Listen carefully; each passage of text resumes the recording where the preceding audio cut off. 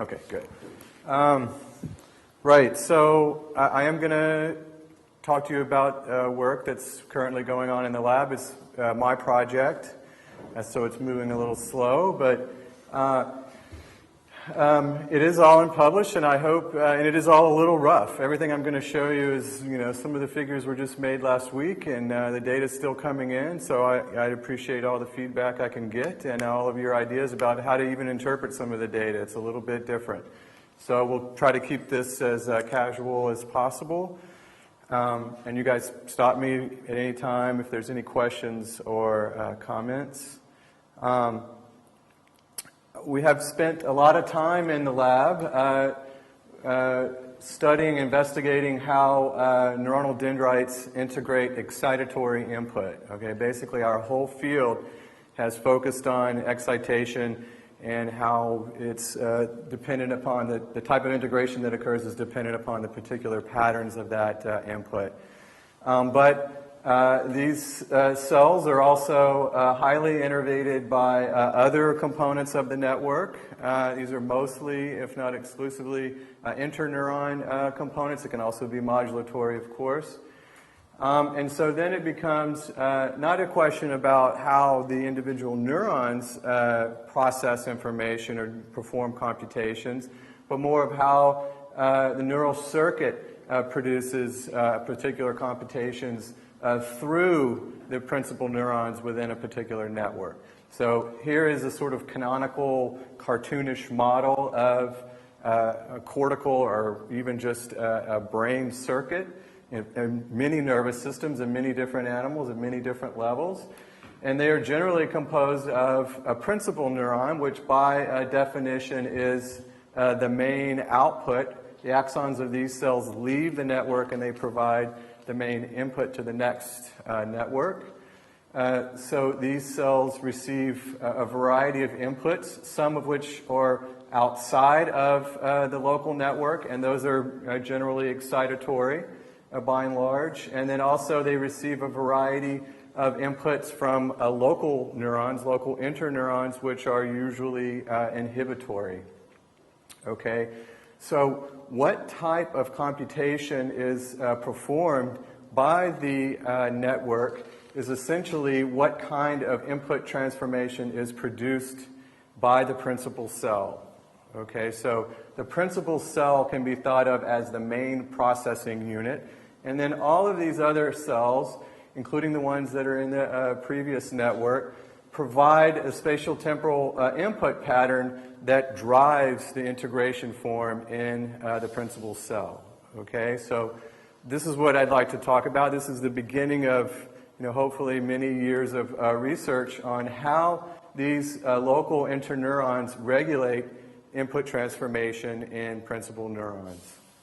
Okay, so that's what I just said. What type of transformation is produced by any cell, but in particular these principal pyramidal cells in the hippocampus or in the neocortex, depend on how the input pattern engages the electrical property of the neurons. Okay, so we need to know two big things, and this is what we've spent a lot of time on the past decade learning about.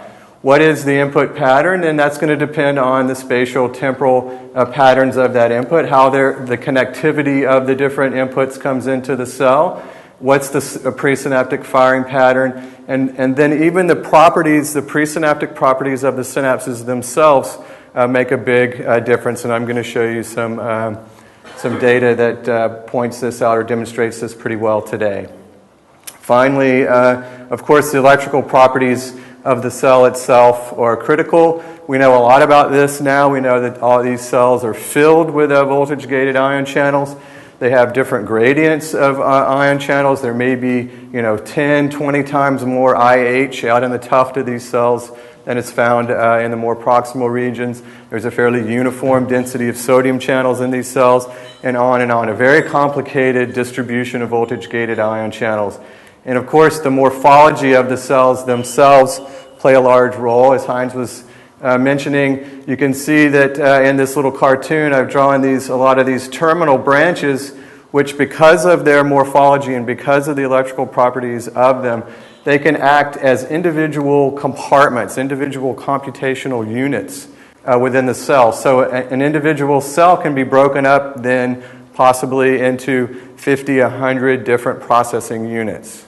Okay, and you can have this very complicated form of an end-state type of neuronal network right in one neuron. Okay, and so as a field, our next step also will be to determine whether or not the types of input patterns that divide these cells up into different compartments actually exist during behavior. So this will be one of the important things that hopefully next time you ask me here I can talk about. But not yet. That's a tough nut, obviously. So next slide will be to give you some examples of this. The same cell can process or transform information in 3 or 4 different ways, 3 or 4 general different ways. And here are examples of that. And all this is dependent upon the input pattern, the specific spatial temporal input pattern that the cell is receiving. So if we patch a cell with 2 electrodes, in this case, Sonia actually had 3, 2 on the dendrite, 1 on the soma, and she plays in these different types of conductances into the dendrite. This pattern is an asynchronous pattern, so that we're giving excitatory inputs that are spread out randomly over a 50 millisecond time window. So this is about 100, 200, up to maybe 400 inputs into the cell. Again, spread out over this relatively long 50 millisecond time window. As you increase the amount of input to the cell progressively, it shows progressively more and more depolarization until eventually a threshold is reached at the soma and you get a back-propagating action potential. If you make the input-output curve, which I should put back on this slide eventually, you would see that this would be a nice linear form of summation. Okay, so that as you add more and more inputs, you get progressively more and more depolarization. You can see that here. And this is actually a remarkable feat for a cell that uses ionic conductances to generate electricity in the cell. Obviously, as you give more and more of these 30, 40 millivolt depolarizations, you're changing the driving force for all of these currents, including the AMPA and NMDA currents mediating this. But all of the agonist and voltage-gated ion channels work together to perform this system, or to produce this system that can produce a linear type of integration. Okay, so this is an active linearization of the integration properties of the dendrites. And other cells do this. There are granule data from Heinz's lab that shows granule cells like to do this almost all the time. It's basically the only way they can process information. Other cells and other networks do this as well. If you take away NMDA currents, take away potassium currents, the input-output curve can go sublinear or superlinear. Okay, so all this data shows that this is not just a boring kind of passive form of integration, but it is nevertheless linear. All right, and so the output then, this is, again, though, this conceptually is an old idea, and it's basically how everybody, in the systems world thinks about neurons and how they work. And that this is this standard global integrate and fire neuron, where the cell's essentially counting the number of synapses coming into it and transforming this into some kind of rate, okay, a rate code. And in this way, it's quantifying the active input into it. All right, so this is one of the ways that pyramidal cells can work. They don't always work this way. If now on top of this, so this is generally a more proximal form of input. So all of this input comes into the more proximal 2/3 of the cell. If you add into that stimulation of the most distal synaptic input in this case that comes in from the entorhinal cortex into the tuft of these CA1 pyramidal cells, the very end of it, then you can see that instead of having just a linear form of integration, you eventually reach some threshold, and a broad calcium-dependent NMDA R-type voltage-gated calcium channel-dependent plateau potential is generated in the most distal part of the cell. This then propagates to the soma and produces a burst of action potential outputs. Okay, so this is obviously a different mode of integration in the cell, and it is a form of more compartmentalized, okay, where you have two regions of the cell, the proximal and the distal regions of the cell, interacting in a way that if these inputs come together and coincident over a certain period of time, then you'll switch the mode of the cell to this burst firing mode. You'll get far more action potentials, and this is quite nonlinear. Okay, you can say that the computation the cell's doing then is this input comparator. It's comparing these two inputs from the two different pathways. Okay, many cells in the CNS probably do this. Most cells, I think you could describe as being comparators of different inputs. How correlated is this input in time and in space? Okay, in the hippocampus, this may be important for detecting novelty. And finally, sort of the polar opposite of this asynchronous type of input, if you give very synchronous input to the same cell, actually these recordings were done by Sonia, and they're in the same cell. So now we've synchronized all of the input. In this case, it's given all within a millisecond, but it can be up to 10 milliseconds. You can see as you increase the amount of conductance into the cell, eventually you hit a threshold and a sodium spike is initiated in the dendrites, and that can then actively, or at least semi-actively, propagate into the axon, and it produces, again, a third form of action potential output, in this case a very precise action potential output that has a very short and invariant latency. Okay? And so this is this highly compartmentalized form of integration that can occur within a single branch unit of the dendrite. This is actually also found in many different types of pyramidal cells, although usually it will be associated with some sort of shoulder as well, the famous NMDA spike that Jackie Schiller's talked a lot about. So this is the three ways that the same kind of cell, the same pyramidal cell, the CA1 pyramidal cell, can integrate input and produce three different forms of action potential output. All right?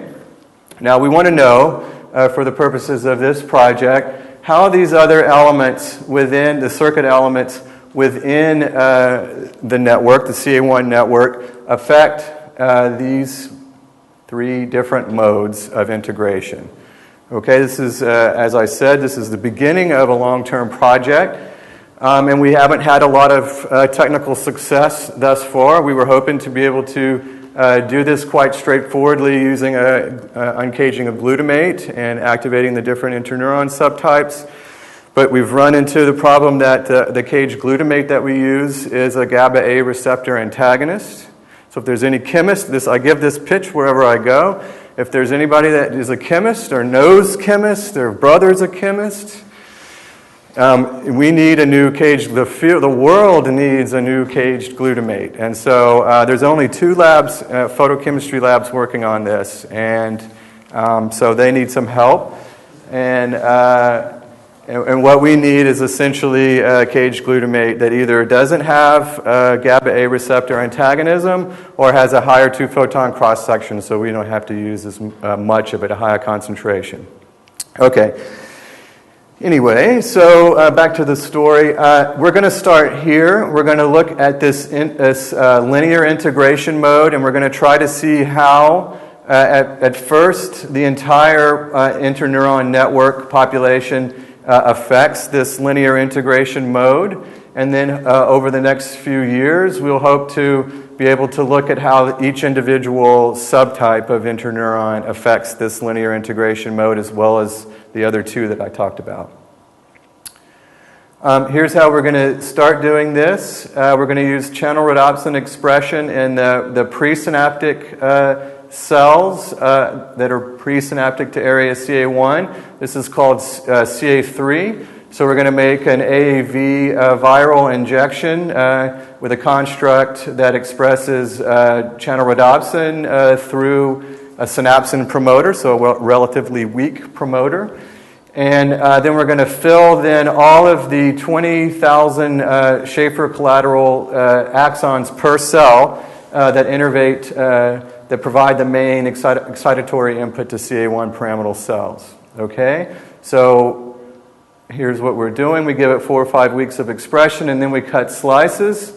I have a special chamber for this now because we're trying to keep the whole network intact.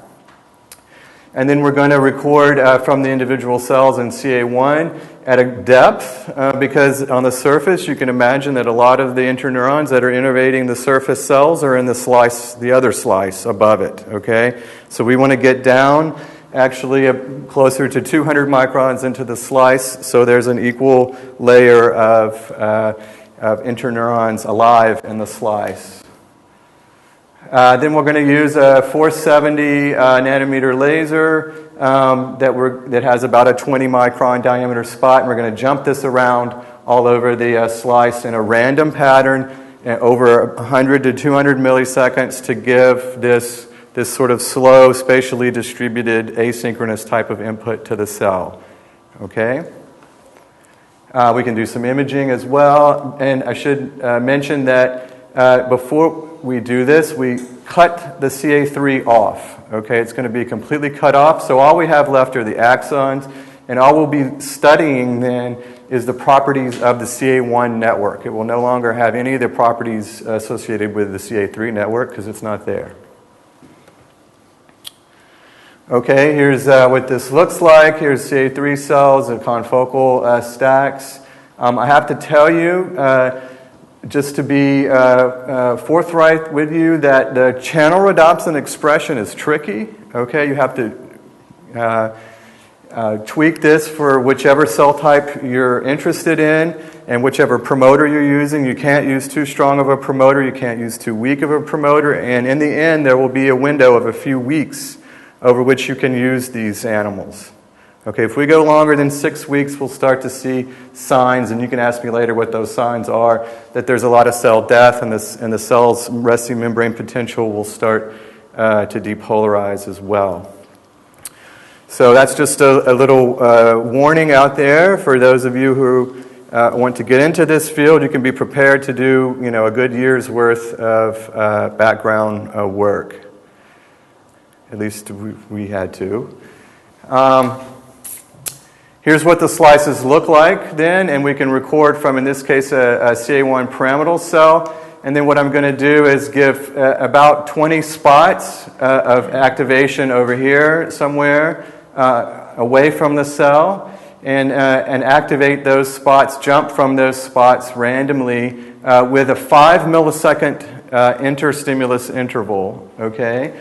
And so what we then get, if you look subthreshold, is this sort of step-like noisy input into the cell that covers 100 or 200 milliseconds. Very similar to what we played in before in order to get the linear type of integration mode.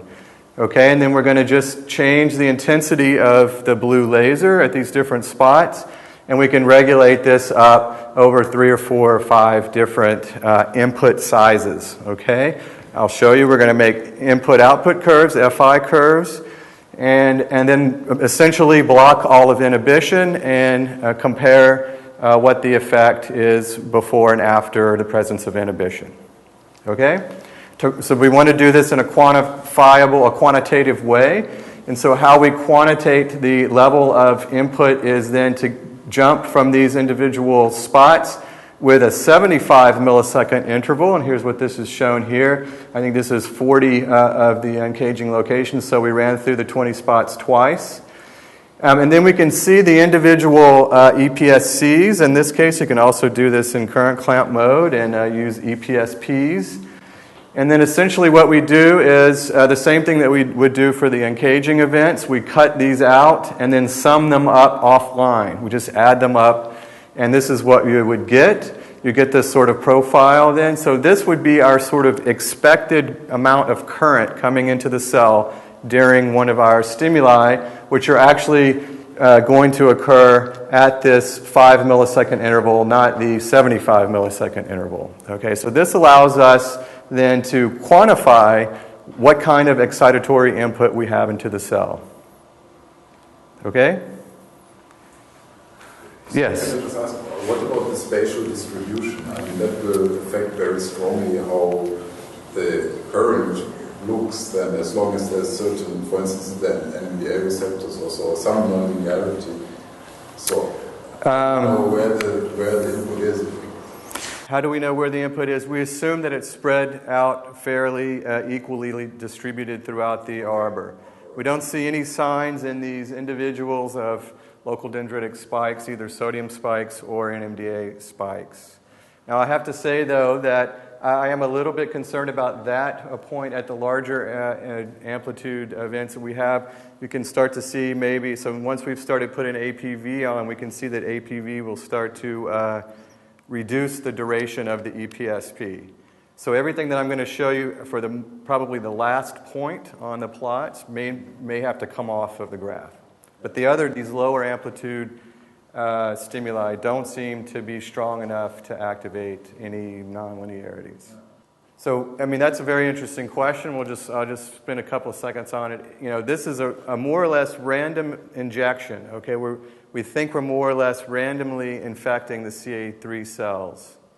Okay, if we could infect the CA3 cells less randomly, right, we would expect to see a completely different pattern. Okay. Now, so this is the data. This is kind of what we do.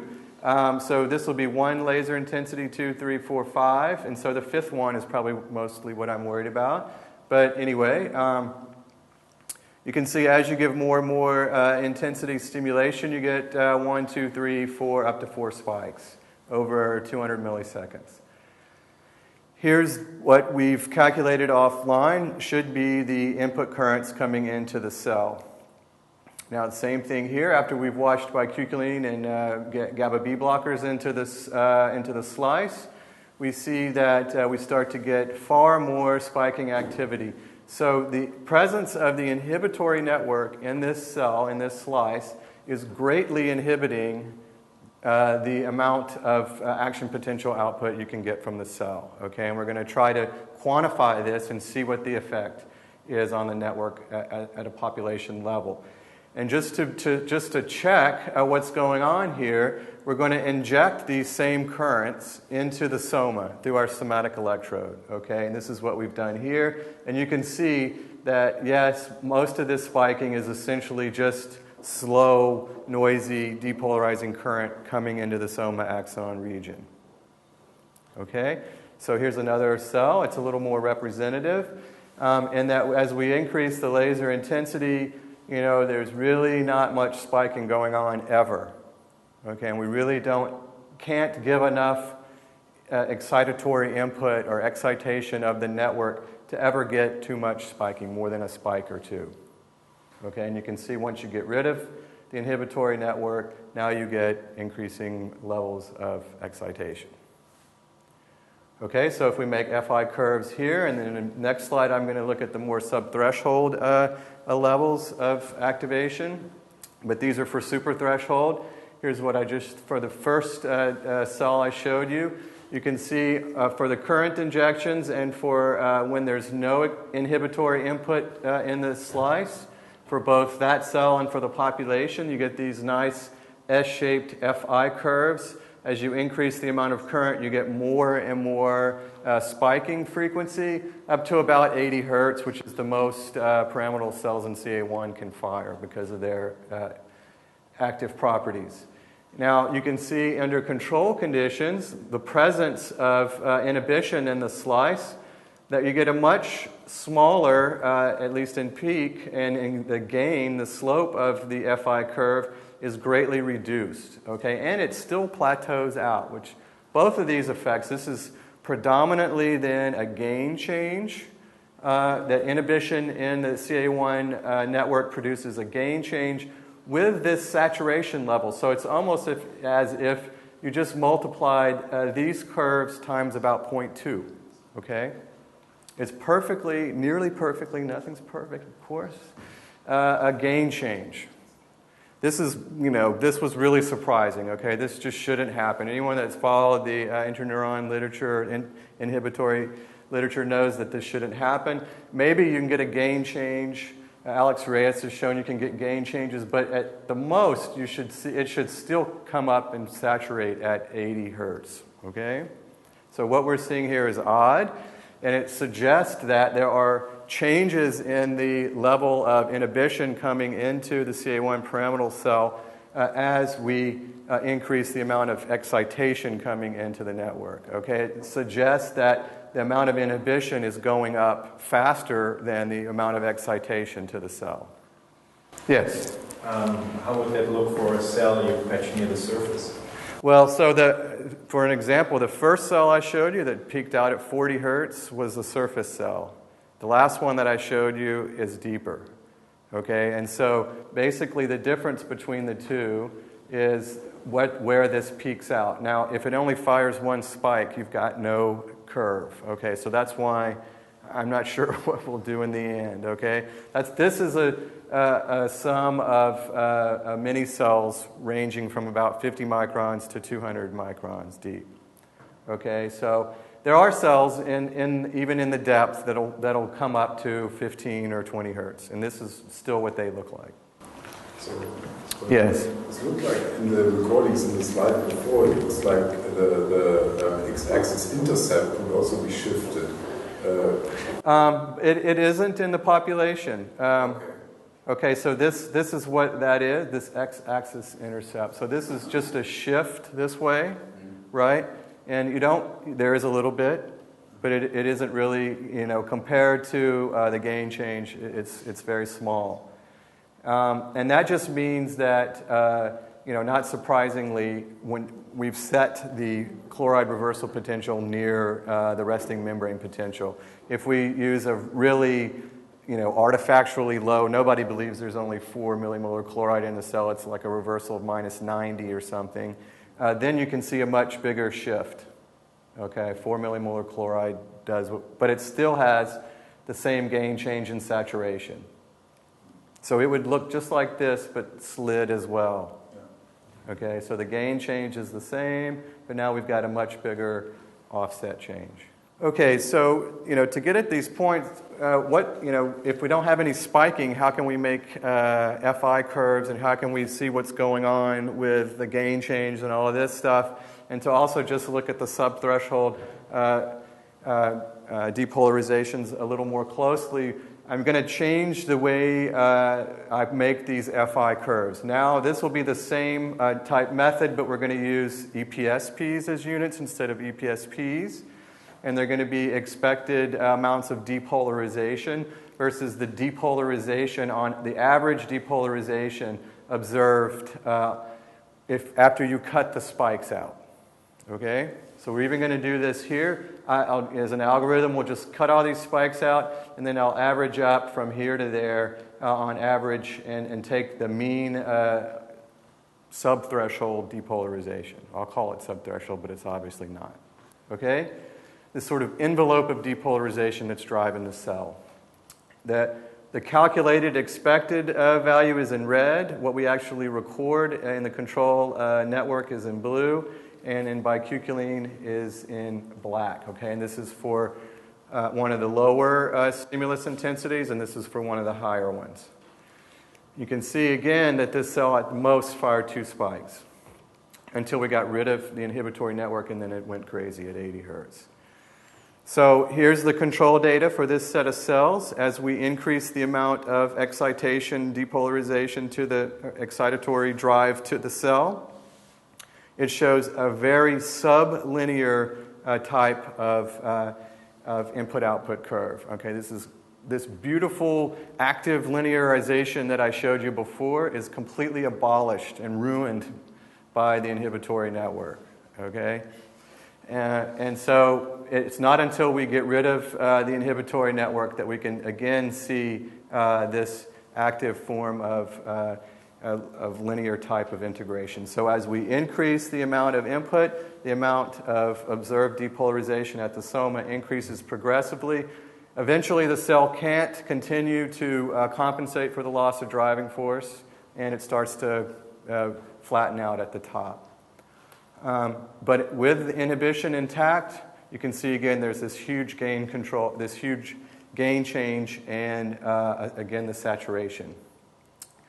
If we subtract these two things from each other, or subtract the control from the expected, then we can produce these two different plots of inhibition. Okay, so this is how I'm going to calculate inhibition. I'm going to either subtract these two curves from each other and I get the open symbols, or I subtract the observed from the expected, assuming that the difference is totally due to inhibition, which it probably isn't, because I told you up here this is starting to saturate.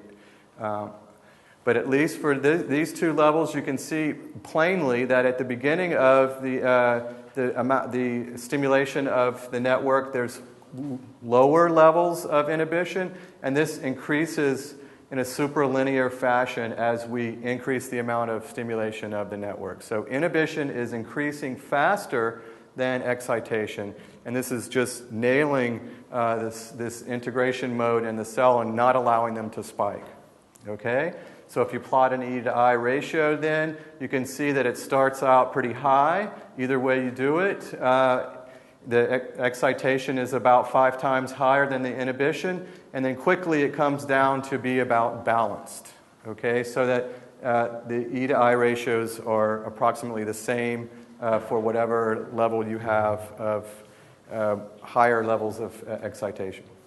Okay, so how does it do this? What's going on? We can see if we record from the dendrite or from the soma, we can and then look at input resistance, and so we can give the stimulus alone, give current alone, current injections alone, or give them both, and then subtract this trace from that trace, and you can see in the black then is the input resistance of this is soma, I believe. The input resistance of the soma is about a third of what it was under control conditions where the network wasn't stimulated. So the stimulation of the network, and this is all predominantly due to the inhibitory network, and in fact in this case, since it's a soma, it would be the basket cell input to the perisomatic region, reduces the input resistance of the soma about 75%. It's 25% of what it was in control. Okay? There's about a 75% reduction in input resistance of the soma during one of these stimuli. The dendrite, on the other hand, reduces less than half. Okay, so there's a much bigger shunting, if you will, of the soma than of the dendrite. On the other hand, there is a big effect to what's going on in the dendrite, and this is mostly related to the plateau potentials that you can generate in the dendrite in response to this stimulus. So here's a recording from the dendrite as we increase the amount of activation of the network under control conditions, and then in bicuculline. And what is big, the big difference is not only are the backpropagating spikes, but these ever increasingly long duration plateau potentials that can be recorded at the distal part of the cell. Okay, so the inhibitory input in the dendrite is regulating the duration of these plateau potentials that are initiated in the dendrite, dampening down the excitability of the dendrite. And that can be seen here. The size of this envelope, just the half width of the envelope, the full width at the half max, increases as we increase the activation of the network. Okay, so without the inhibitory network there, the dendrites, the distal dendrites of these cells, generate this very large NMDA-dependent plateau potential, which allows them to produce this nice active linear type of integration. Under control conditions, the inhibitory input completely removes this type of active dendritic integration. So what do we have so far? We have the inhibition increases superlinearly to a point that is nearly balanced. It lowers quite strongly the somatic input resistance, less strongly in the dendrite. But it does greatly compete with NMDA receptor regenerative properties. not allowing the NMDA activity to plateau out in a regenerative way. Altogether, then, this produces a strongly sublinear type of integration that has a divisive impact on the Fi relationships, which can be called a gain change. Okay? So, obviously, I'm going to get a suntan up here.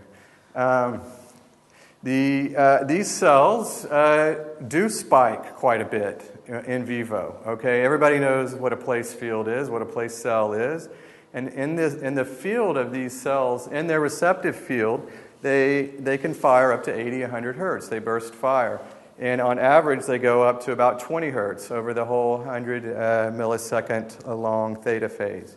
So something's missing in the stimulation that we've been giving, okay? And one of the properties of this stimulus is it has very little repetitive activation, okay? So I'm stimulating 20 spots, but only once or twice, okay? Every spot only gets hit once or twice. And so that's, over 200 milliseconds, that's a 10 hertz maximum amount of repetitive stimulation. Okay, so we know that the CA3 cells also burst fire, or at least fire at high frequencies, higher than 10 hertz when they're in their place. And so maybe there's something related to this low repetitive stimulation that we were giving. Oh, sorry, I told you this was a rough talk. I just want to mention in passing, because I don't have time to really go into it, that there is an oscillation that's generated in the cell, in the subthreshold membrane potential. You can see it here. That is reduced when we wash the bicuculline in. Here's a power spectrum. You can see that the peak of the power of this oscillatory activity is in the in the gamma band, and that removing the inhibitory component reduces tenfold nearly the gamma band peak. Okay, so this activity seems to be fairly reminiscent of what can be recorded in vivo, and in a few cells we can see that the actual spiking of the pyramidal cells is modulated at the gamma bands. It's not all the cells are firing, of course, at 50 hertz. It's just that their spiking is modulated by that, where the interspike intervals are multiples of 20 milliseconds. Okay, so with that aside, then we can say everything that I just said, and that it also produces gamma oscillations, which modulate the pyramidal cell firing. So we're going to call this low-frequency repetitive stimulation non-stimulus-driven input. Okay, it could be that that's what's going on here, that CA3 cells do fire at relatively low hertz. They fire frequencies. They fire at theta frequencies, which are 5 to 10 hertz. Pretty much all the time, even when the animals, as long as the animal's running around actively exploring an environment, the cells will fire at these low rates. And this can be, to put it in terms of other sensory systems, a non-stimulus type of input. That non-stimulus driven input to CA1 produces this gain reduction with a near threshold depolarization and gamma oscillations. Okay, so this 5 to 10 hertz, this low frequency activity in CA3 produces basically a sea of inhibition in CA1. Okay, that maybe you get a little bit of depolarization and all the cells just sort of oscillate near threshold, but they don't fire.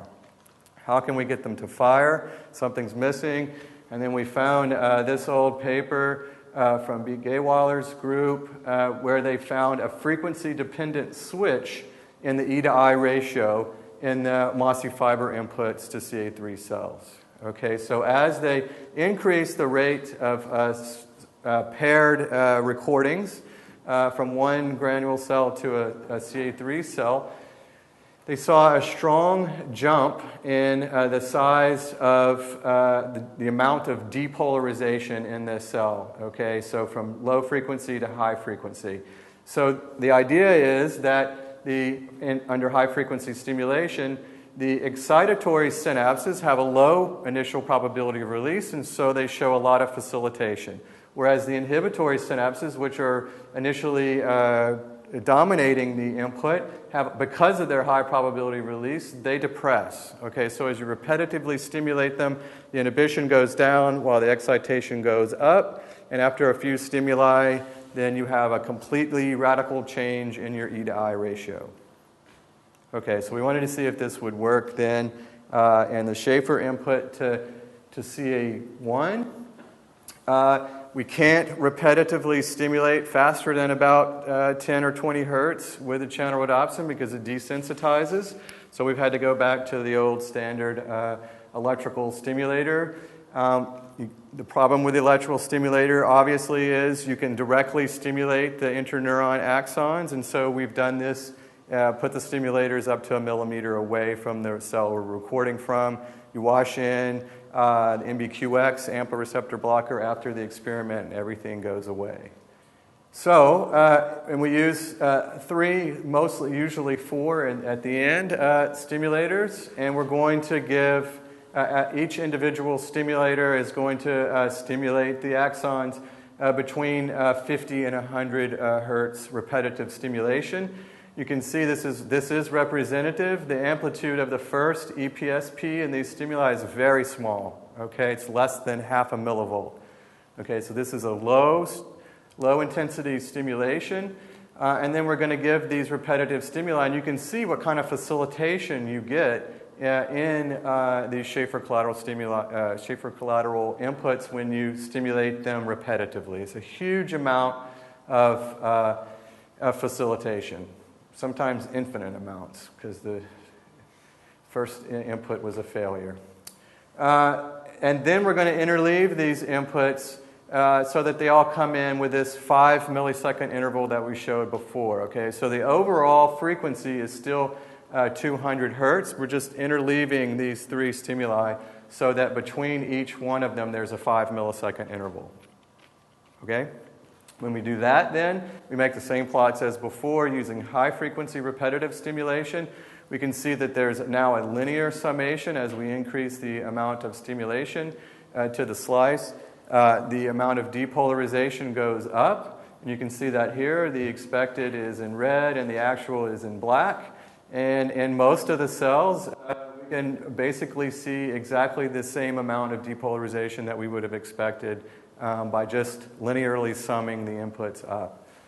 There is still obviously a lot of inhibition left, but the E to I ratio stays constant across as we increase the amount of input into the cell. You can see again now as we increase the amount of excitation to the network, instead of inhibition going up 10 or 20-fold, it stays relatively constant across the whole stimulus intensity range. And because of that, the relative change in the E to I ratio that we saw before was dropping down, stays fairly constant. This allows then the cells to produce this nice linear integration mode.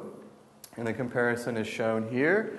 We can, for low-frequency stimulation, repetitive stimulation of the Schaefer collateral inputs, we get a very sublinear type of integration compared to what happens if we give high-frequency repetitive stimuli. And again, the reason for this is the E to I ratio stays constant or maybe even creeps up a little bit with high-frequency stimulation, whereas it comes down with the low frequency. Okay, so now we have high-frequency excitation facilitating. The inhibition in our hands, at least in this experiment, doesn't appear to be depressing, but it stays relatively constant across the increase in excitation. This, of course, strongly enhances E to I. It increases the NMDA receptor activation, and we return back to our beautiful active linear integration mode. And likewise, it produces a high-frequency output. Bottom line, then, is that only high-frequency activity can propagate through the CA1 network. Okay? The lower frequency stimulation actually produces a net inhibitory effect, whereas only the high-frequency activity has a strong enough E to I, a large enough E to I ratio to actually produce strong firing in the postsynaptic network. Okay? So if we call this then, this high-frequency activity, our stimulus-driven input, and that we would only expect it when the CA3 cell was in its place field, the animal was in the place of the CA3's field, then we have an increased gain and a high-frequency or burst-firing output from CA1 ensues.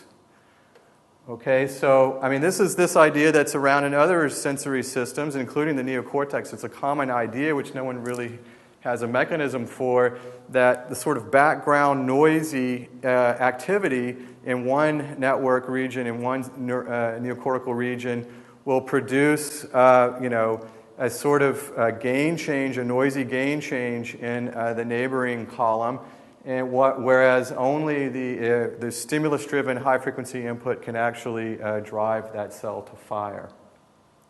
So here's how we think this is all working. The low-frequency input has the Schaefer collateral inputs to the inhibitory neurons have a high probability of release, and they also, their axons from the interneurons to the pyramidal cells are also high probability of release, whereas the Schaefer, the same axons on a pyramidal cell have a much lower probability of release.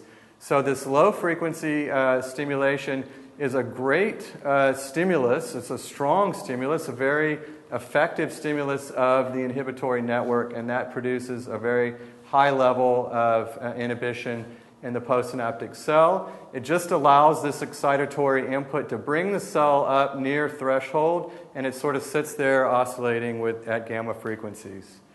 Okay, and so only then the high-frequency input can come in and actually drive the cell to fire, a high-frequency output. And again, the reason for this is this high-probability release synapse at the interneuron can at least not get any higher. It can't go up as you increase the level of stimulation, whereas this high probability of this low probability of initial release at the Schaefer collaterals does increase with repetitive stimulation. Okay, and this leads to high frequency firing and maybe even burst firing. So you get a propagation of burst firing from CA3 to CA1 out to the subiculum. Okay, and so this kind of makes sense. Again, we're all concerned about whether what we're studying, how it relates in vivo.